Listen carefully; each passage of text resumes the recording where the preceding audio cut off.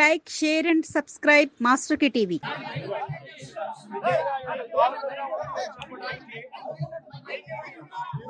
చూస్తా ఉన్న ఘటనే నిదర్శనం. దాదాపుగా 6 మంది చనిపోవడం జరిగింది. దాదాపుగా 7 మంది చనిపోవడం జరిగింది. ఒకే ఒక కుటుంబంలోనే 4 చనిపోవడం జరిగింది. ఇంకా కొంతమందికి గాయాలు కూడా అయ్యాయి. నేను అడుగుతా ఉన్నాను ఒకటి,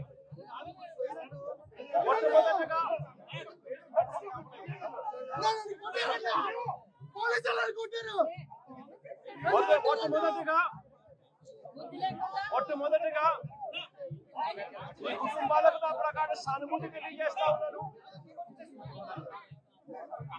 చనిపోయిన వారికి, వారి కుటుంబాలకు మంచి జరగాలని, వారి ఆత్మలకు శాంతి రావాలని దేవుణ్ణి కూడా ప్రార్థిస్తా ఉన్నాను. ఈ ఘటనను చూస్తే, ఇక్కడ జరిగిన ఘటన, సింహాచలంలో జరిగిన ఈ ఘటన అయినా కూడా చందనోత్సవానికి సంబంధించి ఇప్పుడు ఇవాళ జరిగిన ఈ ఘటన అయినా కూడా, లేదా మొన్న తిరుపతిలో వైకుంఠ ఏకాదశి నాడున జరిగిన ఘటన తీసుకున్నా కూడా, నేను ఒకటి అడుగుతా ఉన్నా ఈ ప్రభుత్వానికి, అయ్యా నాడు తిరుపతిలో జరిగిన వైకుంఠ ఏకాదశికి సంబంధించిన ఘటన అయినా కూడా,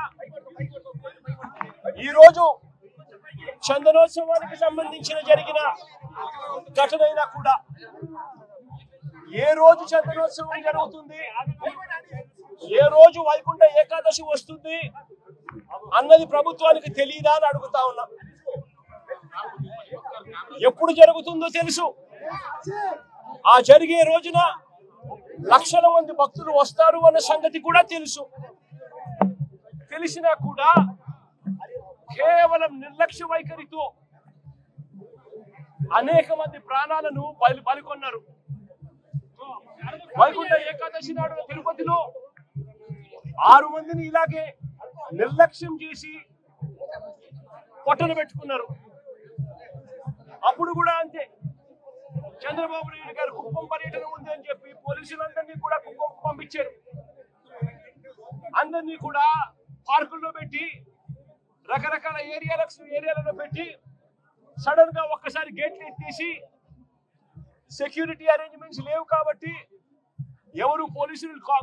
పోలీసులు ఎవరు లేరు కాబట్టి, అందరూ చంద్రబాబు నాయుడు గారిని ప్రసన్నం చేసుకునే దానికి వెళ్ళిపోయారు కాబట్టి, అందరినీ కూడా పార్కుల్లోనూ అక్కడ ఇక్కడ ప్యాక్ చేసి, సాయంత్రం పూట ఇక లైన్లలో నిలబడండి అని చెప్పి గేట్లు ఎత్తారు.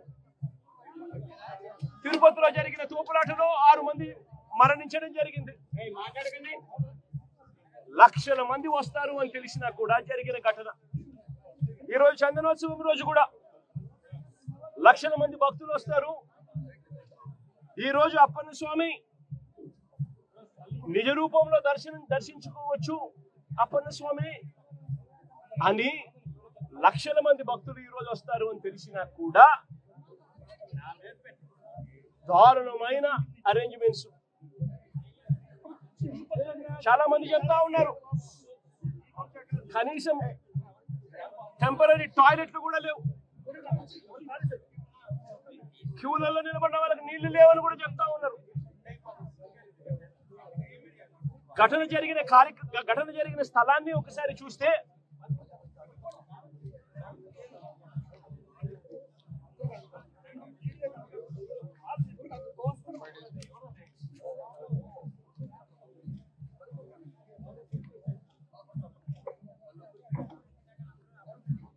ఆరు రోజుల కిందట గోడ కట్టడం మొదలు పెట్టారు. 6 రోజుల కిందట గోడ కట్టడం మొదలు పెట్టారు. 2 రోజుల కిందట గోడ పూర్తి చేశారు.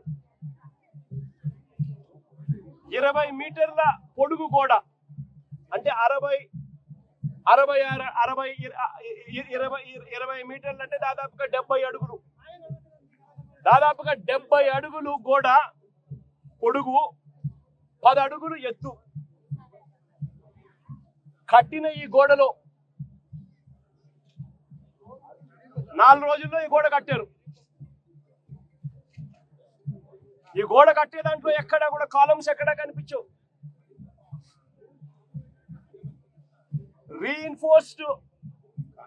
రీఇన్ఫోర్స్డ్ కాంక్రీట్ గోడ కట్టాల్సిన చోట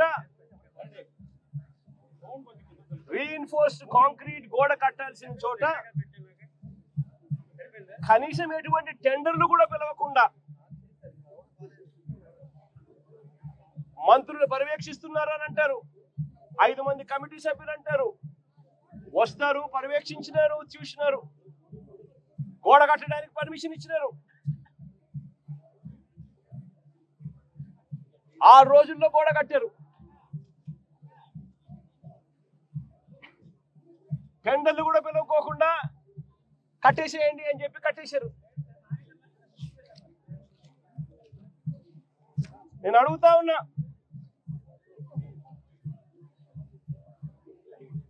ఈరోజు అధికారంలోకి వచ్చి చంద్రబాబు నాయుడు గారు దాదాపుగా సంవత్సరం అయింది. చంద్రబాబు నాయుడు గారు అధికారంలోకి వచ్చి. నేను అడుగుతా ఉన్నా చంద్రబాబు నాయుడు గారిని, చందనోత్సవం ఎప్పుడు జరుగుతుందో మీకు తెలియదా అని అడుగుతా ఉన్నా. మరి చందనోత్సవం పలానా రోజు జరుగుతుంది అని చెప్పి తెలిసినప్పుడు ఈ గోడ కట్టించే కార్యక్రమం ముందే ఎందుకు మొదలు పెట్టలేదు అని అడుగుతా ఉన్నా. ఈ గోడ కట్టించే కార్యక్రమం ముందే ఎందుకు చేయలేదు అని అడుగుతా ఉన్నా. ఇదే పెద్ద మంచి చంద్రబాబు నాయుడు గారిని, అడుగుతా ఉన్నా. ఈ గోడ నిర్మాణం కేవలం 6 రోజుల కిందట మొదలై 2 రోజుల కిందట పూర్తి చేశారు. దీని అర్థం ప్రభుత్వం ఎటువంటి ముందస్తు ఏర్పాట్లు సీరియస్ గా తీసుకోలేదు అని చెప్పి నిదర్శనం కాదా అని అడుగుతా ఉన్నా. చివరికి ఈ వరకు కనీసం టెండర్లు కూడా పిలవకోకుండా ఇష్టం వచ్చిన వాళ్ళకు వర్క్ ఇచ్చేసి ఇష్టం వచ్చిన పద్ధతిలో కట్టించే కార్యక్రమం చేయడం ధర్మమేనా అని అడుగుతా ఉన్నా. 70 అడుగులు పొడవుతో కట్టే గోడకు, 10 అడుగులు ఎత్తుతో నిర్మించే గోడకు కనీసం కాలములు కూడా పెట్టించే కార్యక్రమం కూడా లేకుండా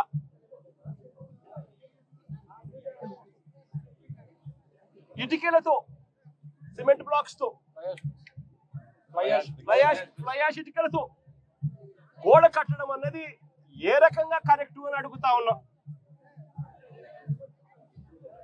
కనీసం కట్టి ఈ గోడను రీఇన్ఫోర్స్డ్ కాంక్రీట్ తో అయినా కట్టాలి.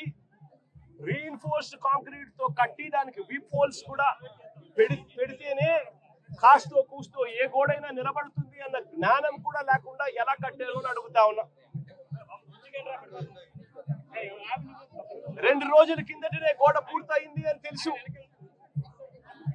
2 రోజుల కిందనే గోడ పూర్తయింది అని తెలుసు. వర్షం కూడా ముందు రోజు రాత్రి పడింది అని కూడా తెలుసు. మరి తెలిసినప్పుడు ఇన్ని లక్షల మంది క్యూలో గోడ పక్కనే ఎలా వాళ్ళు క్యూలో నిలబడేట్టుగా చేశారు అని అడుగుతా ఉన్నా. ఇదే పెద్ద మనిషి చంద్రబాబు నాయుడు గారిని. మరి గోడ అంత దారుణంగా మీరే కట్టారు. కొత్త గోడని తెలుసు. దర్శించుకునే సామాన్యుడు ఏమైపోయినా పర్వాలేదు అని చెప్పి పట్టించుకునే కార్యక్రమం ఎక్కడా కూడా చేయకుండా గాలి కొదిలేసిన పరిస్థితుల్లో ఈ రోజు రాష్ట్రం నడుస్తా ఉంది. ఈ ఒక్క సంవత్సరంలోనే చంద్రబాబు నాయుడు గారు చేసిన ఈ ఒక్క సంవత్సరం పరిపాలనలోనే దారుణమైన పరిస్థితి చూస్తా ఉన్నాము. అంటే తిరుమలలో ఈ పెద్ద మనిషి రాజకీయాల కోసం లడ్డు వివాదం చేసి మన వెంకటేశ్వర స్వామి పేరు ప్రఖ్యాతలను ఏ రకంగా రోడ్డు మీద తీసుకొచ్చాడు అన్నది కూడా ఈ 11 నెలల కాలంలోనే చూసాం. తిరుమల వైకుంఠ ఏకాదశి నాడు అలాంటి రోజు వస్తుంది వైకుంఠ ఏకాదశి అని చెప్పి కూడా తెలిసి కూడా నిర్లక్ష్యం చేసిన దాని కారణం వల్ల 6 మంది బలికొనడం కూడా తిరుపతి హిస్టరీలో ఎప్పుడు కూడా ఇటువంటి ఘటన జరగల. అటువంటి ఘటన కూడా ఈ చంద్రబాబు నాయుడు గారు ఈ 11-12 నెలల కాలంలోనే చూసాం. ఈరోజు సింహాచలంలో చందనోత్సవం నాడు ఇంత దారుణంగా తెలిసి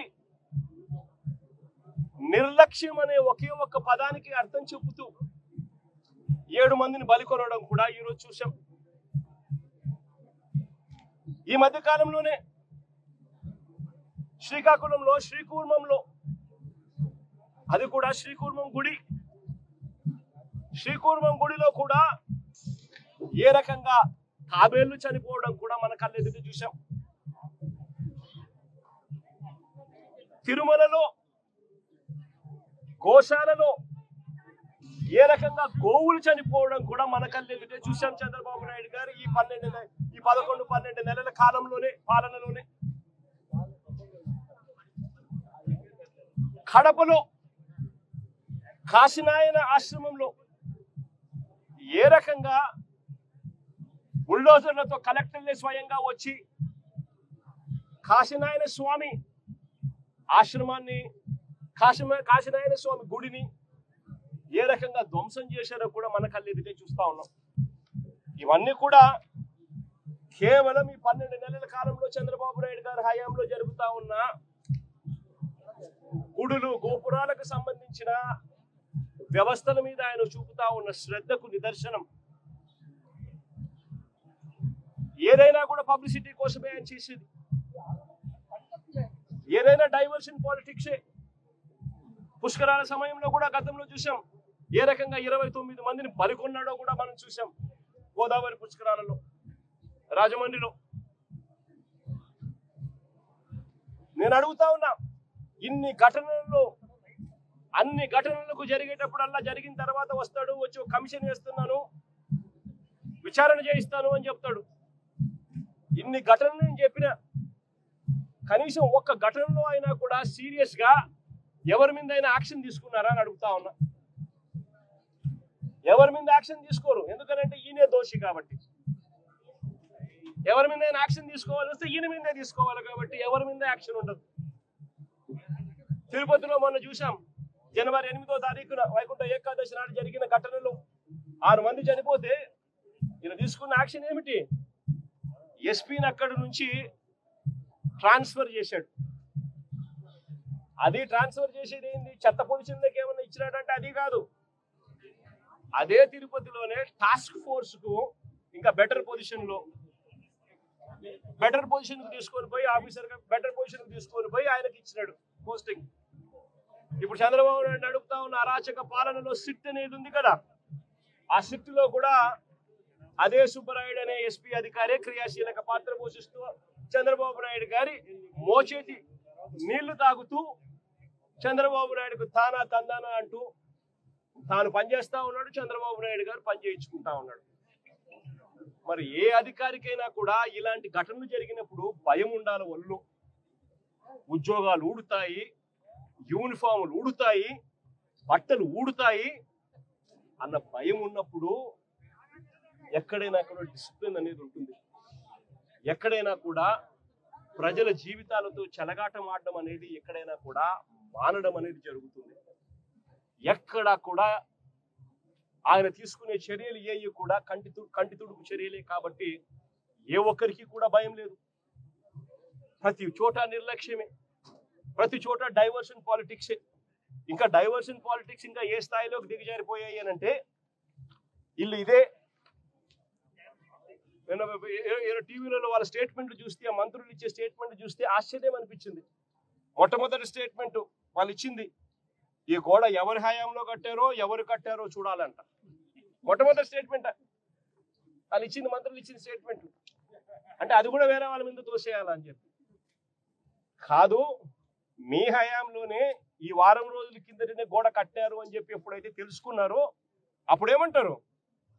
గోడ అనేది పిల్లలతో కట్టారు, సిమెంట్తో కట్టారు, బ్రిక్స్తో కట్టారు అనేది మాకు తెలియదు కదా అంటారు. మనకు తెలియనప్పుడు మీరు మంత్రుల కమిటీ కింద ఎందుకు వచ్చినారు ఇక్కడికి? ముందస్తు ఏర్పాట్లు చేయడం కోసం. మరి ఎందుకు వచ్చినారు? మరి మీ సమక్షంలోనే మీరు ముందస్తు ఏర్పాట్లు చేస్తూ ఉన్న పరిస్థితుల మధ్య ఈ గోడ కట్టడం ఎందుకు చేశారు? 60-70 అడుగులు గోడ పొడుగు, 10 అడుగుల ఎత్తు, కనీసం ఒక కాంక్రీట్ పిల్లర్ లేదు. గోడ ఏ రకంగా కట్టనిచ్చినారు? కొత్త గోడ అని తెలుసు, రాత్రి వర్షం పడిందని తెలుసు. చందనోత్సవం జరిగే ప్రతిసారి వర్షం పడుతుంది, ప్రతి సంవత్సరం. ఆ సెంటిమెంట్ కూడా. మరి వర్షం పడింది అని తెలిసినప్పుడు మరి గోడ పక్కనే మనుషులు ఎందుకు నిలబెట్టారు? ప్రతిదీ కూడా డైవర్షన్ పాలిటిక్సే.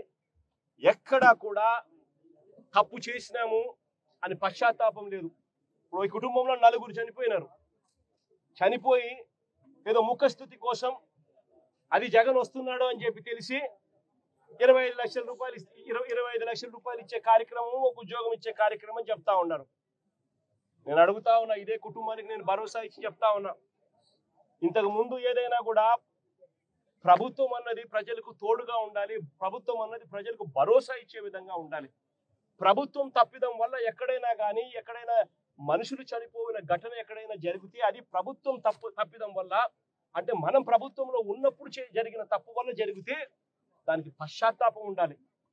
ఆ పశ్చాత్తాపానికి ఆ కుటుంబానికి మనం ఏమిస్తున్నాము అని చెప్పి మానవతా దృక్పథంతో ఆలోచన చేయాలి.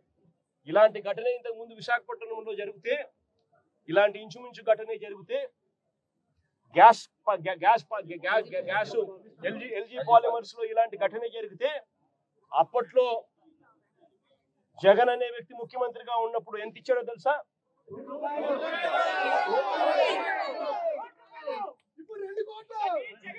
జగన్ అనే వ్యక్తి ₹1 కోటి ఒక్కొక్కరికి ఇచ్చి ఆ కుటుంబాలను ఆదుకున్నారు.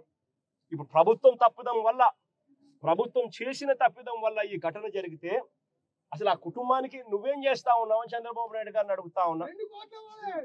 ఒకటే చెప్తా ఉన్నా, వీళ్ళు ఇచ్చినా ఈకపోయినా గాని చనిపోయిన ఈ కుటుంబాలకు గుర్తు పెట్టుకొని మళ్ళీ మేము అధికారంలోకి వచ్చిన తర్వాత ఈ కుటుంబాలకు ఆ ₹1 కోటి బ్యాలెన్స్ వీళ్ళు ఇచ్చినారు.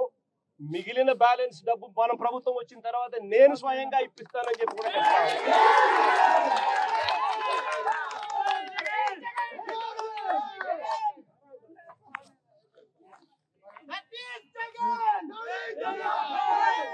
ఒకసారి ఫోటో చూడండి, ఎక్కడైనా కాలములు కనబడతా ఉన్నాయో చూడండి. వాళ్ళు చెప్తా ఉంటే గోడ కూలిపోయే పరిస్థితి వచ్చినప్పుడు గోడ ఫ్లెక్సీ మాదిరి ఊగిందంట.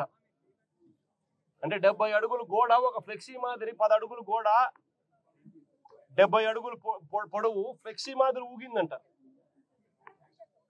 అంటే ఏమి కన్స్ట్రక్షన్స్, ఏ రకంగా పని చేయిస్తా ఉన్నారు, ఏ రకంగా బుర్ర లేకుండా పనులకు పూనుకుంటున్నారు. ఆలోచన చేయమని చెప్పి అందరినీ కూడా కోరుతా ఉన్నా. చంద్రబాబు నాయుడు గారిని కూడా మానవతా దృక్పథంతో ఆలోచన చేసి జగన్ ఇచ్చే లోపలనే ఆ ₹1 కోటి ఇచ్చి ఆ కుటుంబాలను ఆదుకోమని చెప్తా ఉన్నా.